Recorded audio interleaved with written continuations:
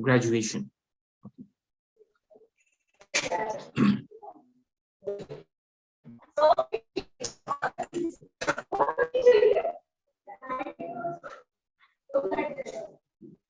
So I'm just admitting few more people, just excuse us for that. So just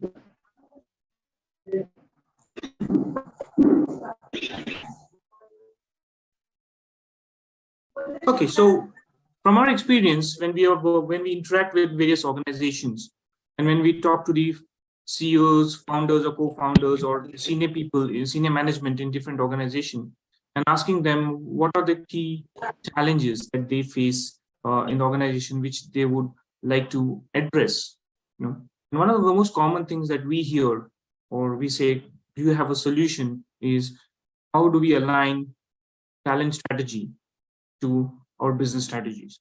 So every organization will have its own business strategy, but at the end of the day, it's talent which is going to drive it, right? So aligning the talent along to the business is one of the key concerns of many founders, co-founders, and CEOs across various industries and various sizes of the organization that we interact with. So when we're talking about aligning strategies, or whenever we're talking about the talent alignment, what are we talking about? What do we mean? Is how effectively can you build dream teams? So all of you are running organizations, probably just starting off or reached a particular stage in your in the life cycle. So how do you build dream teams? How do I become much more objective in building dream teams? How do we hire effectively? What we hear, what we see, there is a lot of attrition, retention is an issue. But one of the most fundamental questions that we need to ask is, are we objective in our hiring process? Or how effective can we become in our hiring? Also, you would have teams, you will have individuals in the organization. So how do you inspire them? How do you inspire the current workforce in terms of enhancing their performance, enhancing their productivity? So these are the few things that is very important when we are talking aligning the talent strategy to business. So how do we go about it? One of the most important and one of the best practices that we see is we need tools to do this. We need tools which tell us, which give us data points, which give us reference points to ensure that we can drive this. And one of the best practices is how do we use behavior assessments and cognitive data of people and jobs to ensure that this alignment happens. So over the next 45 minutes, I'm also going to take you in more detail what kind of tools and processes that you can use to align talent strategy to business. If you have any question and answers, I think we can take it at the end of the session, and we would be happy to answer those.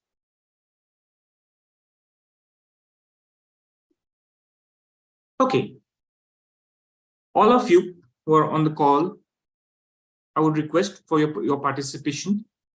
So if you can quickly go to menti.com and enter this code, and you need to answer, why do new hires fail? Okay, so you have options given there. You have to give 3 responses as to why do you feel when you're hiring, why does that entire hiring does not meet your expectations. So if all of you can go to menti.com, people who are there on the call, enter this code, and I can then show the live results that's coming out. So you need to enter 3 responses. Happy if you could participate in that.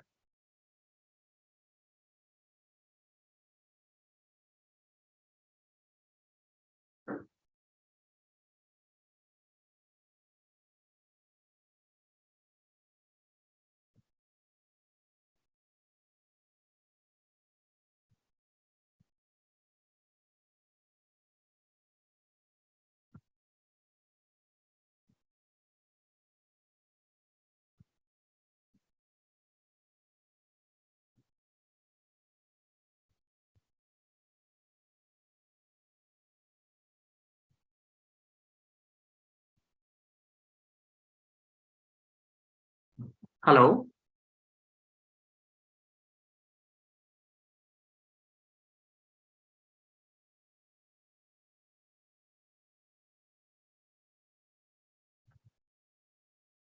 Am I audible?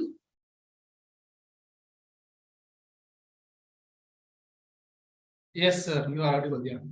Yeah. So the code is given there.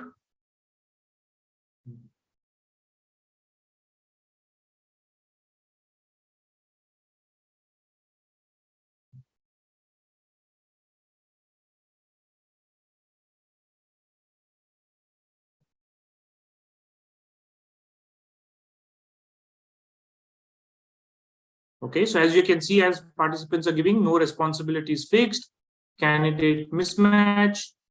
Okay, nice to see. No proper remuneration, no clear idea on the role. Over good. Lack of bonding with the team. That's quite interesting. Couple of more minutes.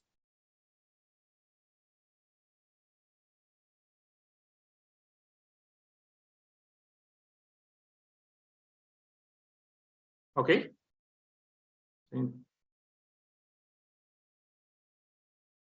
Anybody else wants to? No shared vision. Okay, somebody just given me in the chat box. No shared vision. Okay, great. No clear idea. Okay. JD. Okay. So, so I'm assuming the understanding of the JD is not necessarily clear. Lack of environment. Okay. Fine. Let's move on. Great thoughts, and let's see how we address those objectives as well in terms of the webinar. Okay. Fair. So I think quite interesting, and quite a few have just given the, I would say there's no right or wrong answers, but then the thought process is there. Sometimes there's no clarity in terms of the role, in terms of the environment, no team bonding. So then how do we do this? Okay. How do we ensure that we do it right? Okay. So let's get into it. So when you are looking at, this is a simple framework which I'm introducing, when you are looking at any candidate, okay, who's going to walk into the interviewing process, you will always look at different aspects of that particular individual. One of the most common, or one of the most easiest thing that is more tangible, is the knowledge, skills, and experience. This is written in all CV. So any candidate who walks in, you read the CV, you see whether, okay, technically is he good, does he have the industrial experience? Fine, you call him for an interview. Okay, this is one of the most easy aspect of an individual to look at.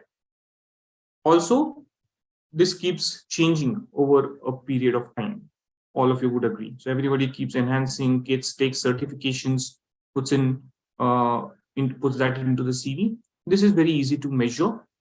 Okay, and that's where you take decisions. Okay, excellent. This person probably fits our requirement. But when the person also walks in, he also brings in the values and interests. Okay, he also has specific values and interests that comes in. Along with those values and interests, the person also brings in, which is the head portion, that is the behavioral and the cognitive ability and the motivation. Okay, so what are the drives that person has? What motivates him in an environment? You will appreciate this is very intrinsic, and this is the most difficult aspect of an individual to measure in a traditional interviewing process. Okay, we're not saying that you do not understand personalities. You do understand, but that is situational. That's subjective, right? So whenever you're hiring, what happens is you give a lot of importance to the briefcase, but when it comes to actual performance, the head becomes very, very important, right? So how do we now then become much more objective in this process? So let's go more into it. A global study which talks about when you are looking at different predictors of on-the-job performance. This is done by various psychologists, and they have tried to look at what are the poor predictors and what are the good predictors and what are the best predictors. So education, when we say there are different levels of education, it can be just engineering, it can be, then we have MBA. So So based on the levels of the education is just 1% predictability. So if I'm saying, okay, I'm hiring all MBA people in the organization, you're not guaranteed that all the people will be able to give you the desired performance. Okay. Similarly, reference checks as well. But even now you're currently interviewing people in a traditional way, okay, looking at their CVs. So you are able to predict to some extent, and that's 34%. But one of the best practices on improving your objective way of hiring is when you add behavioral and cognitive assessments, that is the head portion, into your entire hiring process, which will actually tell you what that person is actually, and how will he be able to give you the desired performance or not. Hence, the head becomes a very critical element in terms of your hiring process. Okay. So as you are looking at candidates, we're not saying knowledge, skills, and experience is not important, but you need to focus on the behavioral and the cognitive ability of an individual versus what probably the job also demands. Okay, so even the job has its own behavioral pattern requirement, the job also has its own cognitive requirement. Okay, so that is where you need to focus upon, right? We'll go more deeper into this. So when you are looking at a candidate, or when you're looking at the entire process of the hiring, you have a job, you have a candidate who's coming into that particular role.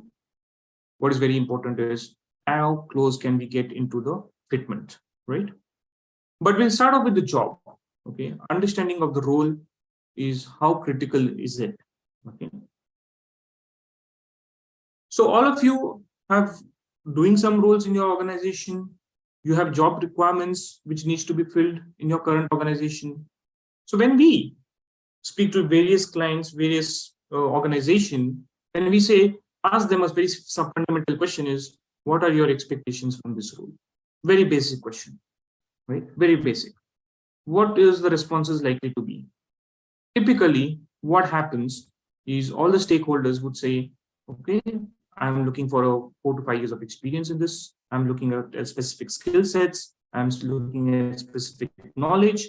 Person should be a mechanical engineer or etc.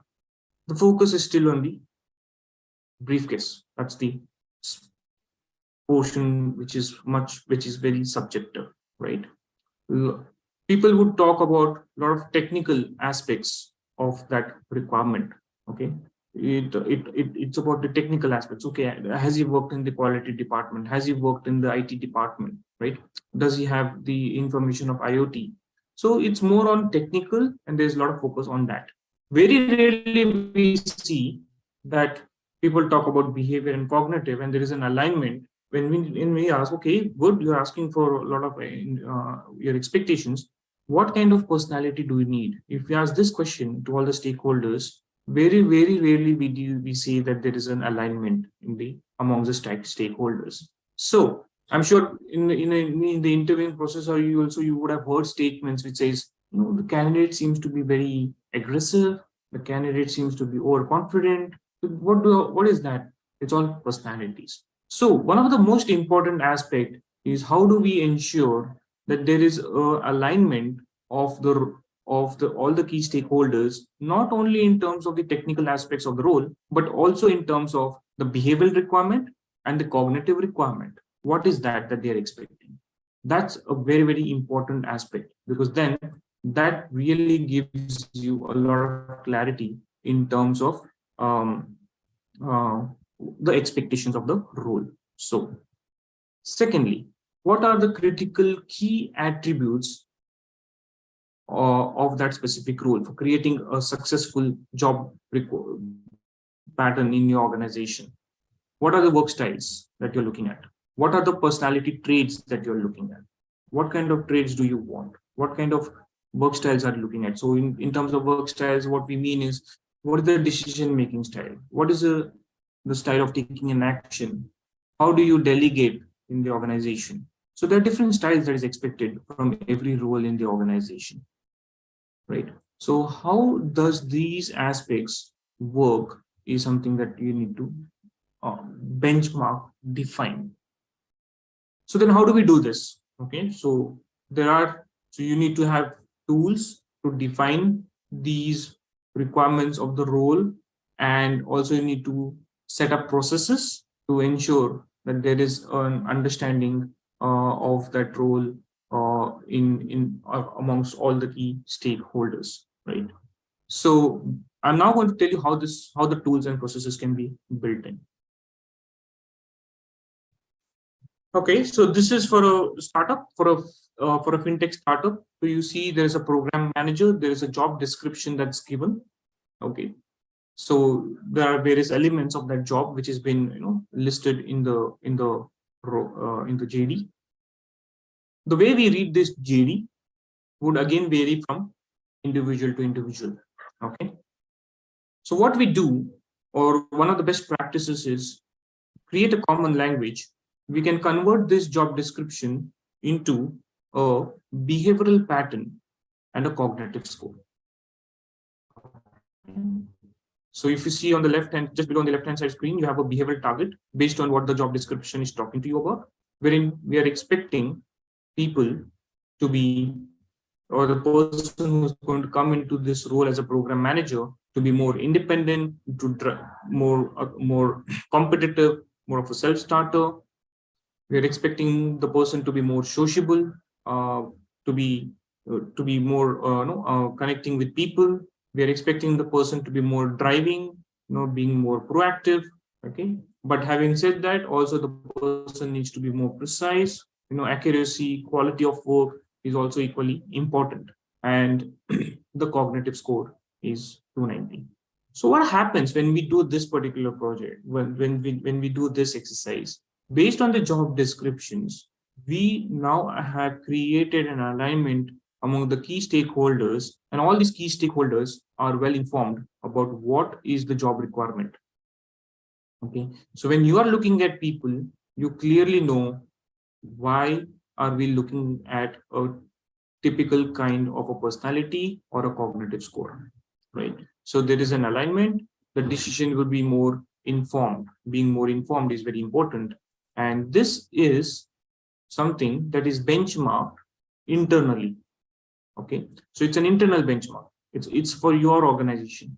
So you might be still. So this benchmark would vary from organization to organization, but what it creates is, for my organization, what kind of talent am I looking for? Okay, so this has created a common language among all the key stakeholders, right?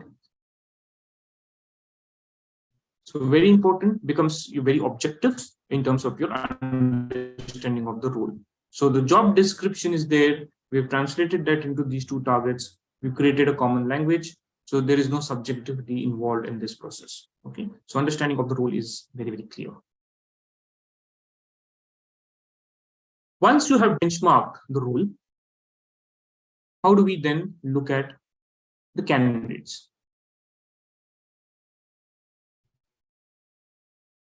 So the candidates also would undergo an assessment in both in terms of the behavior and the cognitive, because knowledge, skills, and experience is something that's already known to us through the CV.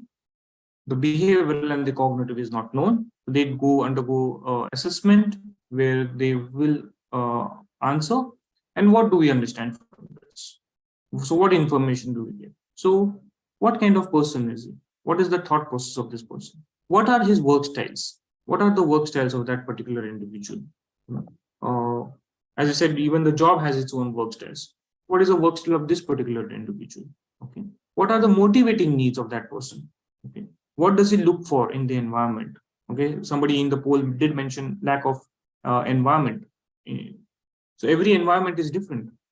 I'm a personality. I look for a kind of an environment. Organization will have its own environment, will have its own culture. Who am I? How am I able to align to that kind of a culture? That's very important.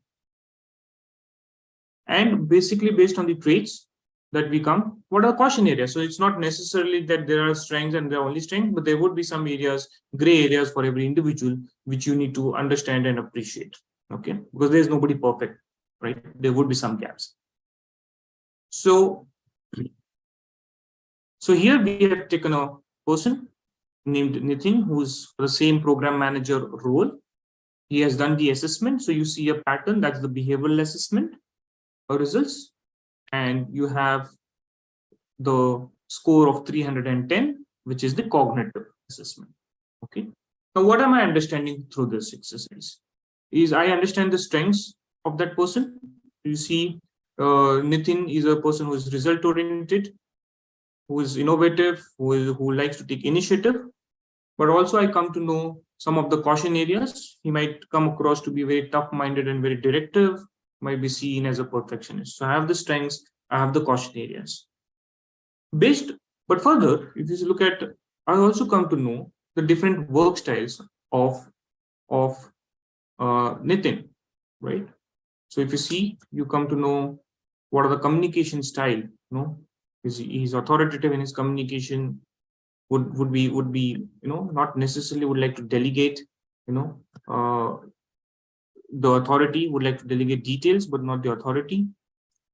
Innovative, self-motivated, and would take some risk.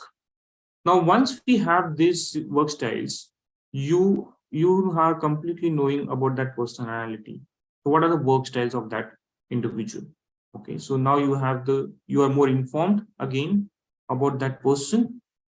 You are more informed about the role previously by the role benchmarking. Now you're more informed about that individual aspect. So this is what you get from the individual's result. Now I have the individual requirement, I have the job requirement. Now let's look at what's next. Okay.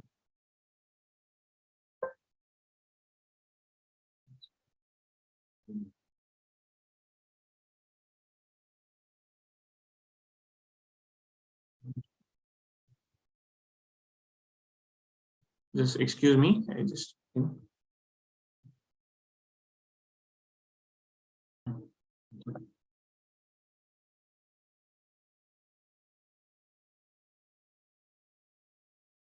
Okay, now when we have looked at the role, we have looked at the candidate. Now we look at the fitment. Okay, when we are looking at the fitment,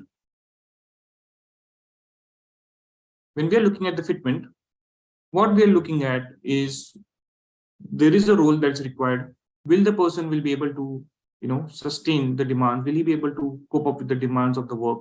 Will the person be engaged, productive, or would he get stressed out faster? And so that's what you understand. So if you see now here, we have picked up the role, that is the program manager. We have picked up the result of the candidate, that's Nitin in this case. And now you are getting fitment scores. On the top, you see here, you are getting 7 out of 10 for behavioral, 10 on 10 for cognitive. Okay. And the overall match is 8.5. Now, what it helps the managers or the stakeholders is from an interviewing process, you're now informed in terms of the gap. So if you see here, in terms of the fitments, let's say, if you see that's A is a fitment there, but when you look at the factor B, it's a gap. Okay, so I know that this person is more reserved, whereas we are looking for somebody who's very sociable, right? So I really understand what are the gap fitments, what are the gaps of this person, and I can make my entire interviewing process much more objective. Okay, I can ask the right questions. Okay, because I know where the gaps are, where the fitments are. So now it's more informed, it's more objective driven and driven by data. Let's assume for a moment for the same program manager, you are having a lot of candidates as options. So what it helps is typically what happens is we will say, okay, let's call everybody. One of the best practices is you need to select who was the high potential candidate for you. Okay.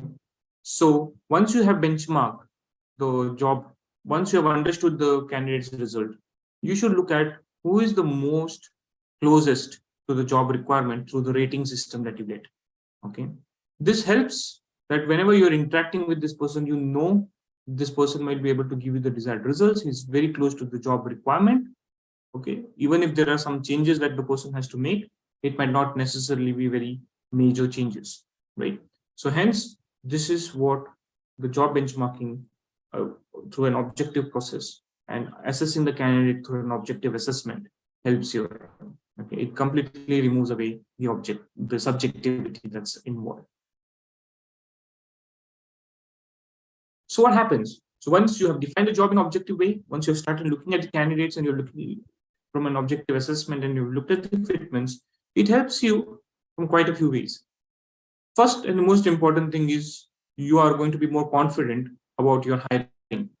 There will be, I will not say there would be 100% accurate in hiring, but the probability of mishires significantly reduces. What it also helps, and in the poll we saw probably the lack of clarity. We saw a few other comments from the participants. This also helps in retaining talent in the organization because attrition is expensive, right? So it helps you in retaining and especially retaining high potentials in the organization and keeping them engaged. Okay, so this is how you can make your entire hiring process much more objective and completely driven by data. Okay. Now this is as far as the hiring is concerned. Two start case studies that we've just put up. So working with a logistics case client here in Bengaluru, wherein they were just starting off. So they have identified 50 unique roles and they have benchmarked what is the job requirement for each and every role. And they have made this assessments, that is the behavioral assessment and the cognitive assessment, mandatory as a part of their hiring policy. Another organization in Gurgaon that we are working with is, as a part of their leadership hiring, they're using the behavioral assessment to really help them in the entire interviewing process. In a sense, they're changing it in terms of how do they really ask the right questions in an interview to ensure that they get the right information from the candidates. Another fintech in Pune, it's using the assessments in hiring across all levels in the organization. Okay. Let's now move on to the team. We have some few more people just getting admitted. Let me just admit them.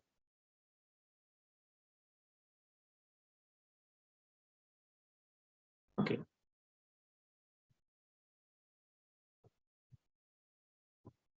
Okay, so we looked at why does hiring fail? Now we want you to do the same thing. Think about the teams that is there, and you need to answer why do teams fail. You're going to use the same code and go to menti.com. And again, you're going to give 3 responses. Okay. And let's see live what are the results that comes in. So you can I'll just go back.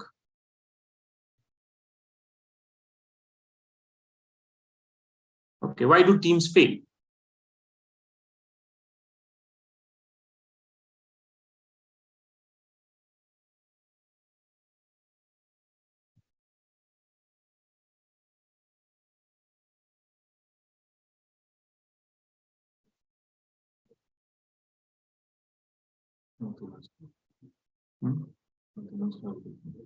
Okay, you can go to menti.com. There is a code. So the code is 37416214.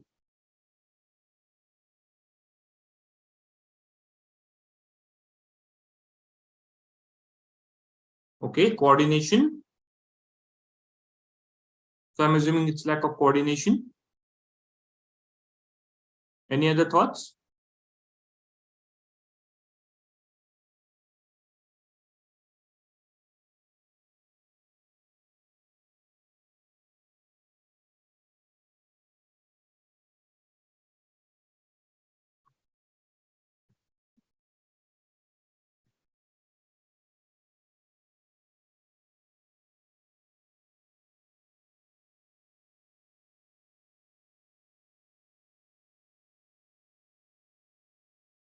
Okay, poor engagement, lack of synergy, lack of clear communication. Okay, good thoughts?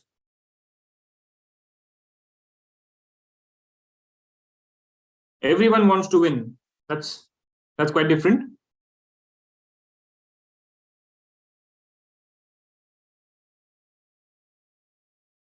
Everyone wants to win, their unique personalities. Okay. Okay, I think that's quite.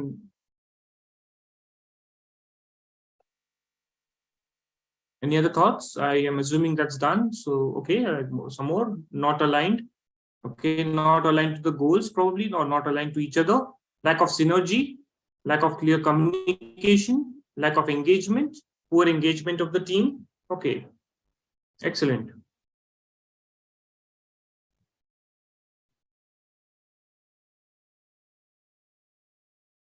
Okay. I would now go back.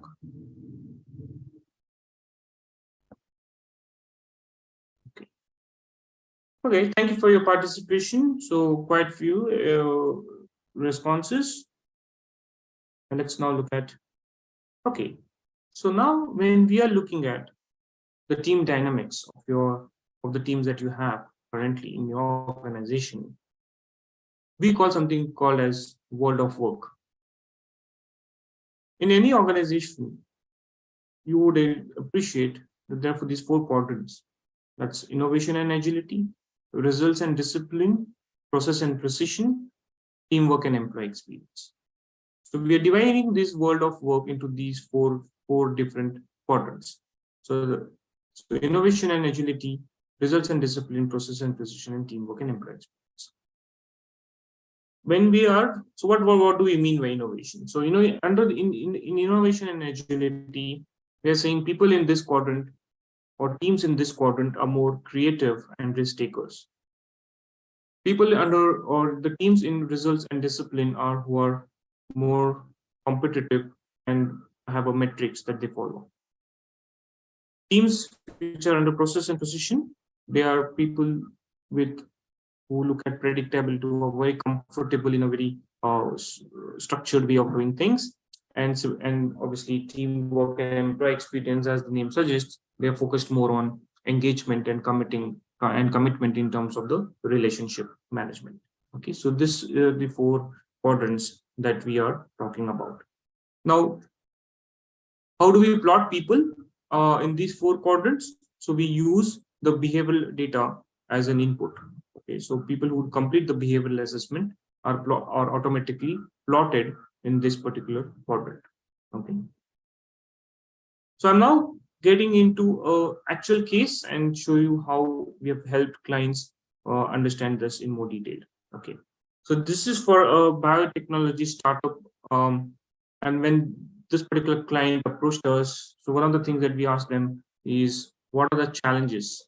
What are the challenges that you are facing? And one of the key things, so the founder and the co-founders told us that they have excellent products, but lack of sales. Not necessarily they're able to sell it in the market. The founding team was a composition of scientists who are PhDs in a way.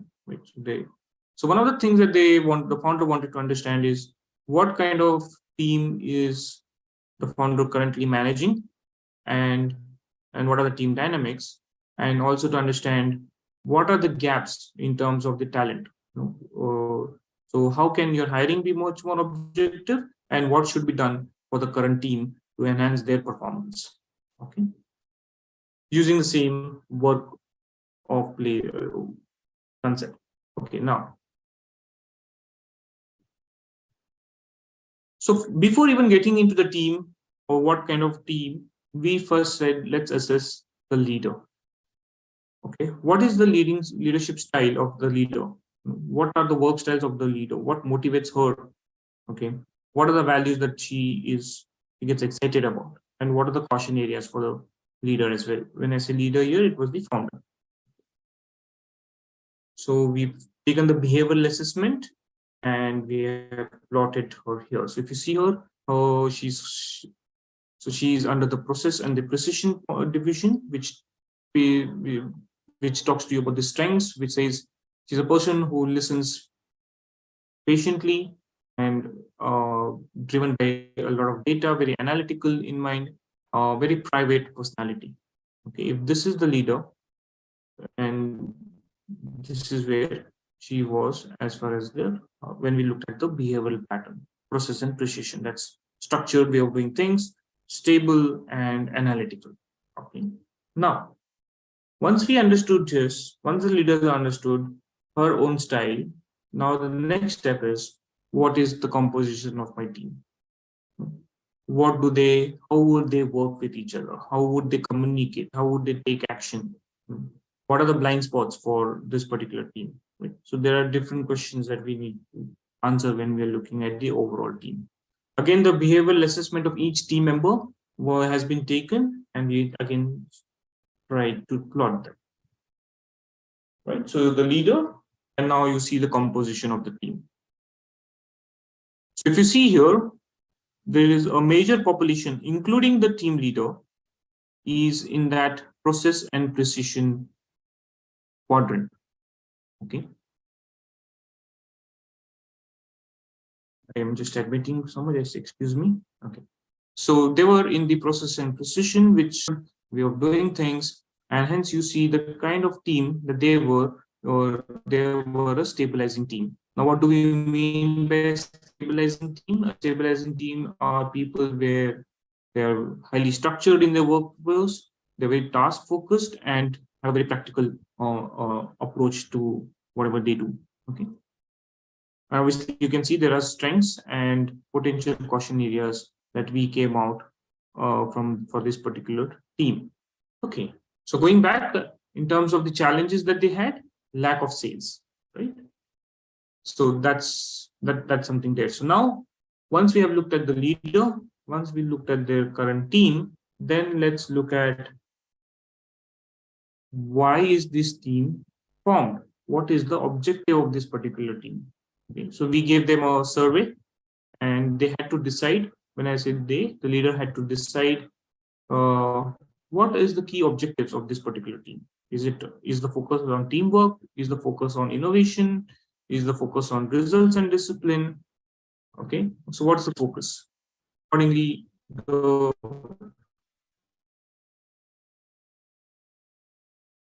founder and key members of that particular team decided what's required for them, or what are the objectives of this particular team. So they had to decide whether is it only teamwork, is it innovation, is it process, is it results, or is it a combination of many other, all these things that is there. Okay, so let's see what they decided.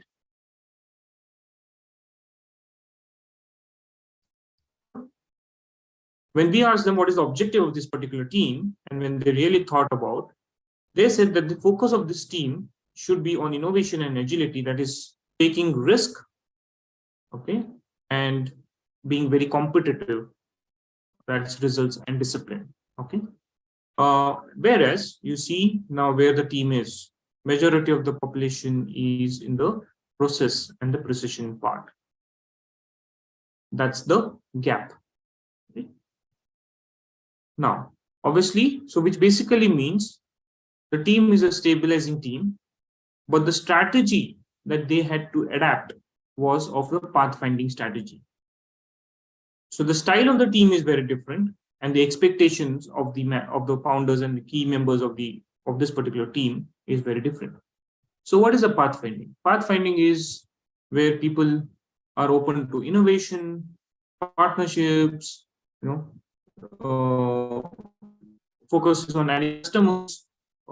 That's what you saw in terms of challenges as well in the previous slide, that they had, the sales was not coming. With this analytics, the leader got insight in terms of what kind of talent should be brought into the organization moving forward. So the focus was, how can I get more people in the innovation quadrant and the results and discipline quadrant? That put up the process for the hiring. Also, if you see, who are those people who are already there in the organization, who are under this innovation and agility and the results and discipline. So if you see graphically also, there are few people who are present in the innovation and agility and the results and discipline. So there are few people who can drive this. It also gave insight to this particular team. Who should I focus in terms of the development? Who are those people who can move to the other side of the quadrant? So if you see, there are some people who are on the axis, right, or bang on the axis. Can they be moved on the other side? It also gave them that insight in terms of the development. Okay, so it really helped. It really gave insight as to why sales is not happening. Excellent product, why the sales is not happening. Very clear insights for this particular startup. So then, what we have when we're looking at the team leadership or team dynamics as such.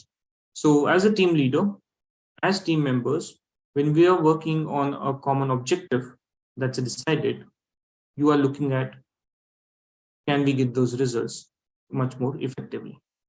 So it's about understanding it gives an insight to the leader of understanding the strengths of the team, her own personality also, and clear understanding of what are the objectives that needs to be achieved, which will have given results in terms of, it can be anything. It can be in terms of revenue, it can be building a great product, it can be anything.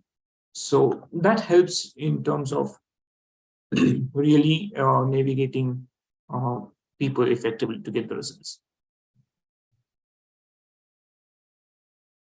Okay, so I think this is what we wanted to show, and now we can open up for questions and if you have any.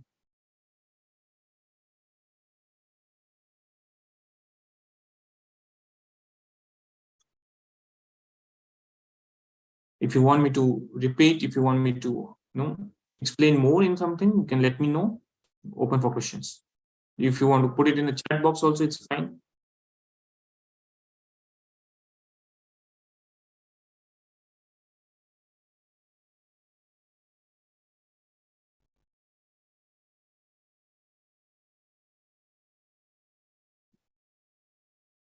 Any questions?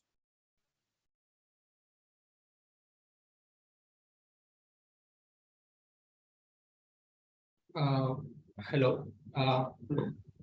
In the Google, like we are in the registration form, we have received some questions. I will just take one by one. Okay. Yeah. One is the how to hire how to hire when you are a pre-revenue stage, like startup who are at the pre-revenue stage. Who has for that?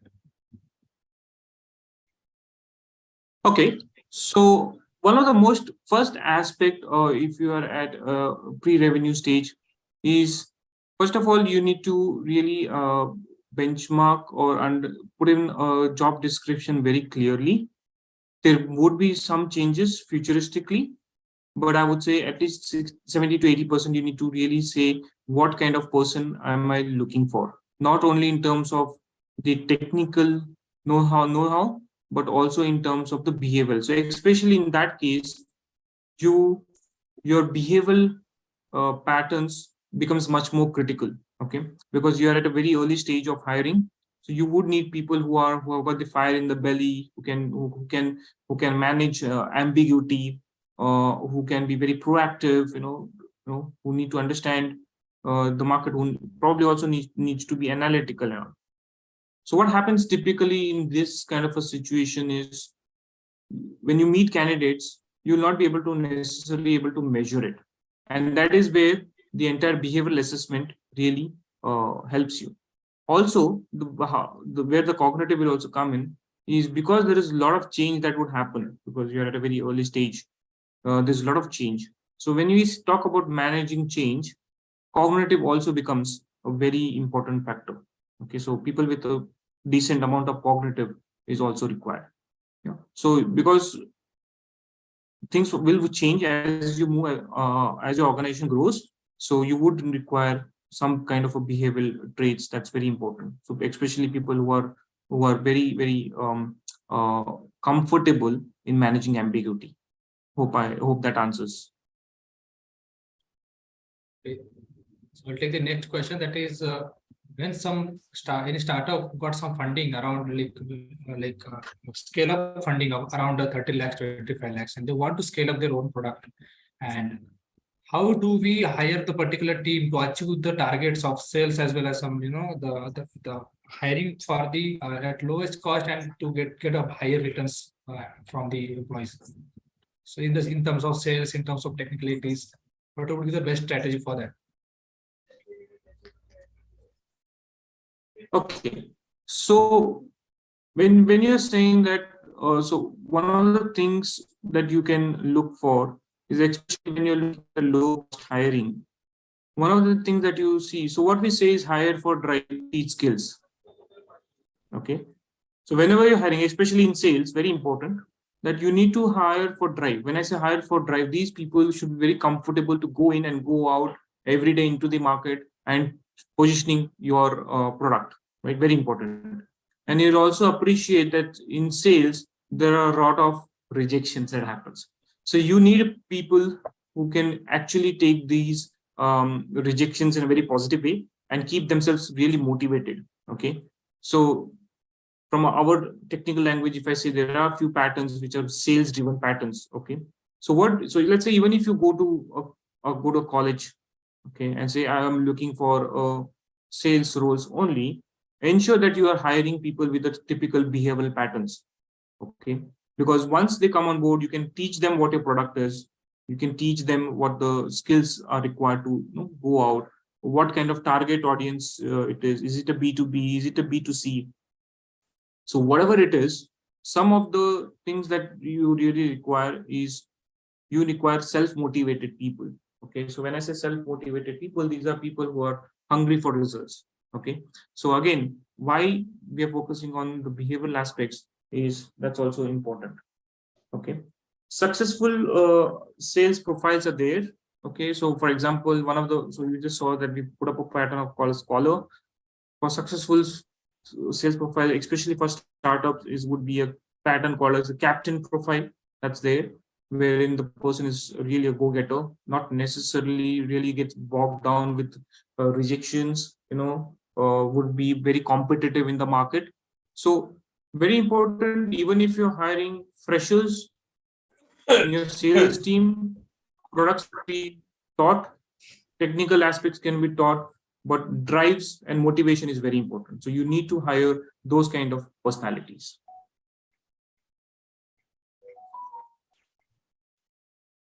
The next question is that is from my experience with the startups that I'm asking to.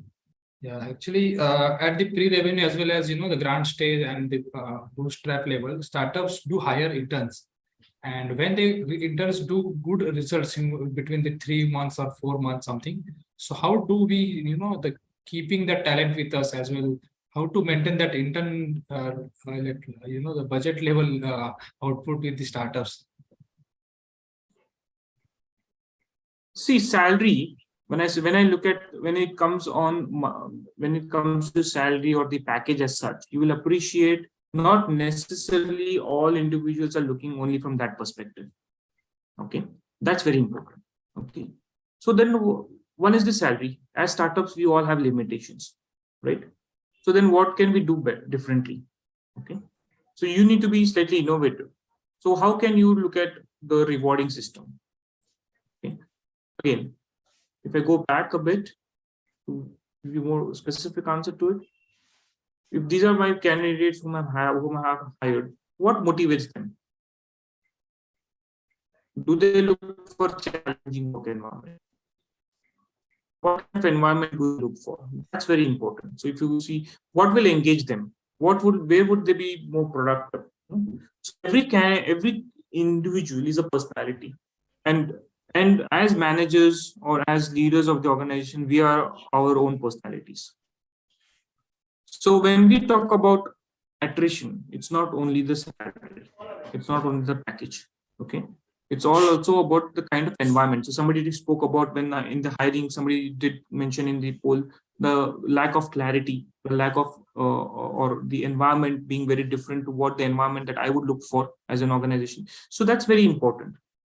At any stage of the organization, it can be even it can just be you're just starting off, That is where it becomes very critical, because you would have, as founders or co-founders, you would know what kind of culture or what kind of product we are building. When you are looking at candidates, that's exactly the point.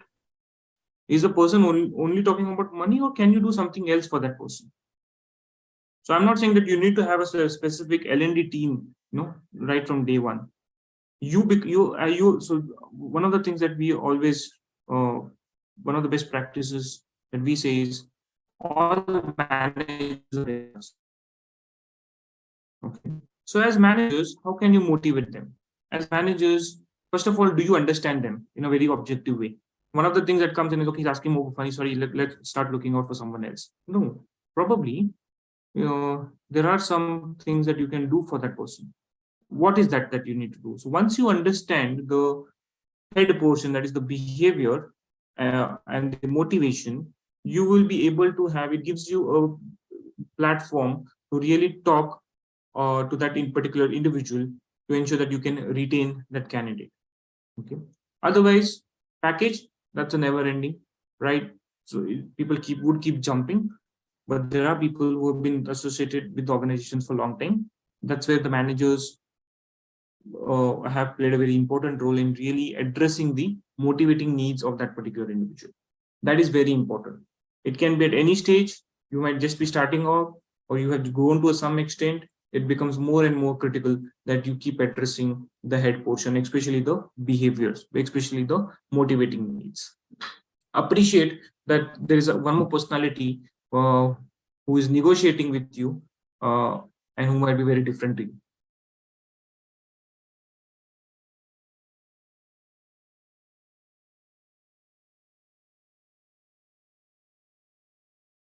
Hello, we lost your voice.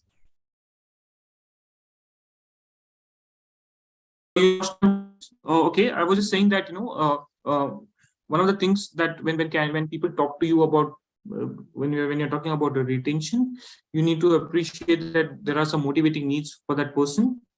That is something that you need to address, appreciate, and if you start addressing, then you are automatically building a retention strategy, right? You'll appreciate that not everybody will be able to give you that kind of a commitment, because there would be some financial commitments for every individual. But at least by doing this, you can, to some extent, address the attrition issues, and it also helps you in performance. So appreciate that there is a different personality, okay, who's sitting and who's trying to negotiate with you, and you yourself are a different personality. So who are you, and the impact that you make on each other. So you need to address that to ensure that they stick with you.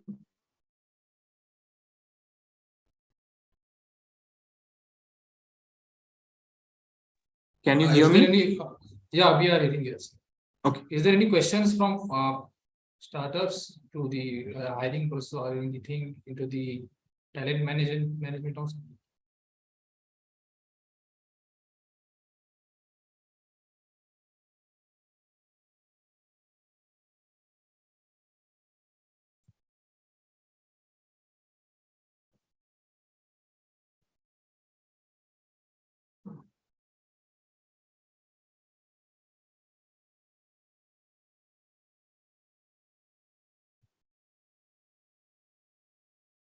Okay, I think there are no any questions from participant side. Sure. Can we is there anything you want to add something else?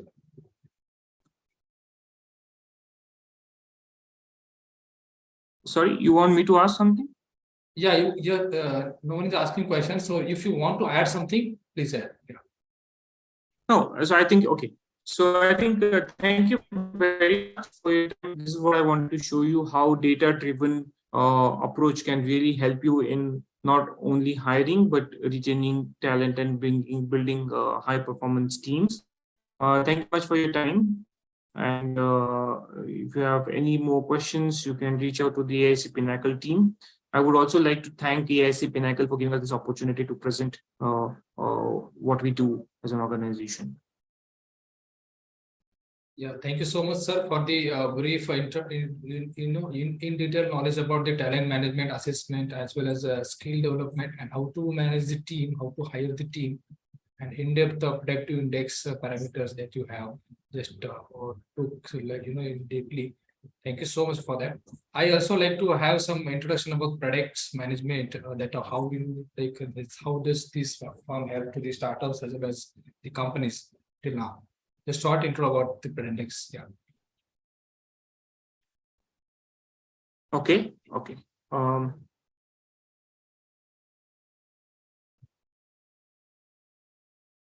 So Brandex management is so we are more than 22 years in the field of talent optimization.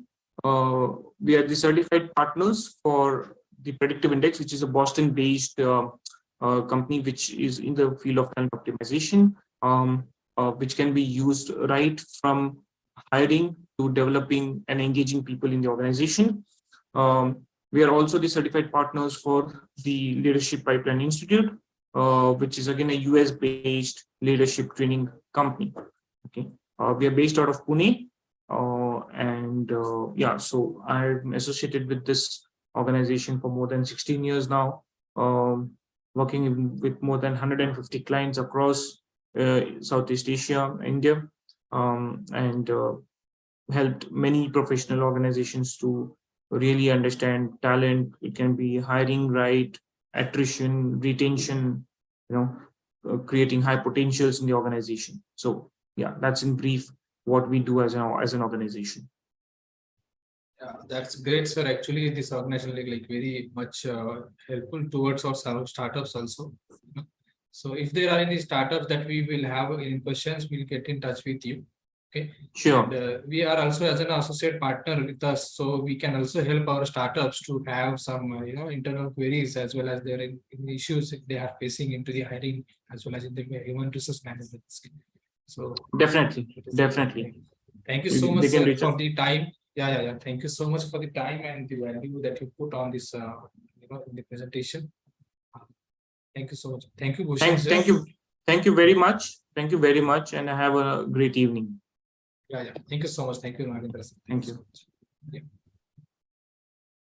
Yeah.